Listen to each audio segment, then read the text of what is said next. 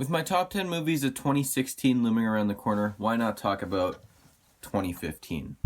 So this is a very long overdue video. I mean, I've been meaning to film it for at least 8 months now, 8 to 10 months, and it's just been crazy. I put it off so much, and I finally forced myself to make this video. I've wanted to. It's just kind of a bigger project, I think. We'll see how the final result turns out. Anyways, let's get right into my honorable mentions. So I actually have quite a few honorable mentions to talk about, so let's first start off with Goosebumps. This was a movie I really enjoyed. When it was announced, I was actually quite looking forward to it. As the books, I grew up reading the books in elementary, and the television show was great as well. I watch it every year around Halloween, and so when I first saw the preview for the new Goosebumps movie, I was a little bit worried as it looked like they were taking a kind of childish route with it, but it turned out to be really good, and I do highly recommend it. Next we have Ant-Man. Just so you know, none of the MCU movies cracked my top 10 of this year. This was actually my most enjoyable Marvel movie of 2015. Age of Ultron just didn't do it to me, but this one, it felt different. It was kind of like the Guardians of the Galaxy of 2015, and it was fun. We also have The Martian. Visually a very stunning movie. I loved it throughout until the very end. I felt like I don't know, I could have went with a darker ending. I think I talked about that in my review. So The Intern. Highly unexpected. I thought this was just going to be another cliche movie, and though the story itself was a little bit basic at times, this was a very kind of heartwarming story, and I do recommend it. We also have The Night Before, an iconic Christmas movie. I love this. I've watched it just this year again. It's hysterical, and I can't wait to get more watches out of it during Christmas. We also have Mission Impossible Rogue Nation. Very, very fun. I enjoyed this way more than Ghost Protocol, which is my first Mission Impossible movie. I do plan on watching the rest of the series and reviewing them, but this was a whole lot of fun. I wish I could have made it into my top 10, but it just didn't. And lastly, we have Inside Out. This was just a visual masterpiece, and the concept behind it is so great, but because I like to include one animation film into my top 10, this one just sadly didn't make it, and you'll see which movie did make it into it. Anyways, this is my honorable mentions. Quite a stack here.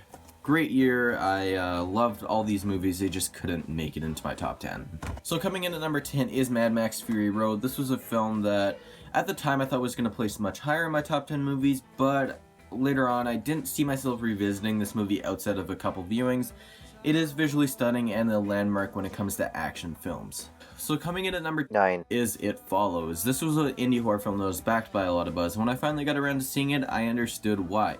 This was easily one of the best horror movies I saw in 2015. I believe I gave it a 9 out of 10. It's really good, and the story really just sucks you in, sympathizing with the character of Jay. Not only does this film pay homage to classics such as Halloween, but it also crafts its own due to its filming techniques. This is one of the best shot films of 2015. At number 8 is The Big Short. This was a movie that kind of strays away from Adam McKay's usual style, and in the end it really pays off. This movie is so great. It has great acting, great editing, and overall it's just a great movie.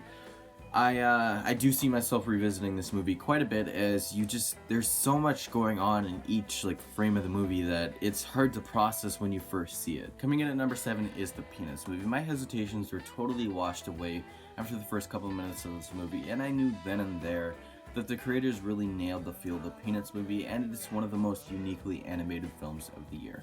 I know I do kind of have to justify myself here, as many people will say that Inside Out is far superior than the Peanuts movie, but I felt like a kid again watching this movie. It was a total blast, and you really got to give credit to the filmmakers here of capturing the look and feel of Peanuts in the modern age. And if I could, I'd tie these films, but it's not a top 11, guys, and I'd get way more watches out of the Peanuts movie before Inside Out. Maybe Inside Out does have the more creative story, but I can't deny the feelings I felt while watching the Peanuts movie and the many viewings I'm going to get out of it later. At number 6 is Straight Outta Compton. This was a movie that fully lived up to... At number 6... Fuck! Number 6 is Straight Outta Compton.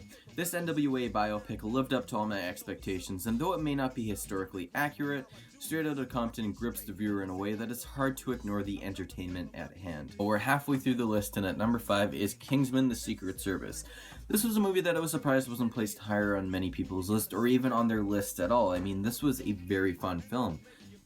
The action was great, it was hysterical, and overall was just a very tightly knit package, and I'm eagerly anticipating the sequel. I mean, Matthew Vaughn has proven time and time again that he is a master at what he does, and I believe he is returning to direct Kingsman: The Golden Circle, if I'm not mistaken, or whatever the title for the second Kingsman movie is, which is surprising because Matthew Vaughn usually doesn't return to his sequels. He didn't do the sequel to First Class, which was Days of Future Past, and he didn't return to direct Kick-Ass 2, which really bummed me out because I didn't like Kick-Ass 2 at all, and Kick-Ass was one of my favorite movies of all time. Anyways, I'm rambling here. And number 4 is Steve Jobs, and apart from its ending was a film I had a lot to rave about. Great performances, and the way the story was told was just unmatched. Though I don't believe that this is the definitive Steve Jobs biopic, I don't know if I'd want to see another one. I mean, Danny Boyle and Aaron Sorkin just knocked this one out of the fucking park. Pardon my language, but it's really that good. Alright guys, we're in my top 3. These are the best of the best, and at number 3 is The Revenant. This was the second movie I gave a 10 all year to, and it's well deserved. The lengths at which Inarritu went to film this movie is totally unmatched. It is a visual masterpiece, and the performances were great all around. It's hard not to see why there is so much praise for this film. Dun dun dun dun dun dun dun dun dun dun dun dun. Yes, The Force Awakens is my number 2 film. You knew it was going to be up here. This is a movie that I really can't describe. It's practically unheard of when one of the most hyped films of all times meets and shatters your already high expectations. I was just totally blown away by the amazement in this film throughout. I couldn't take my eyes off the screen. I was totally blown away.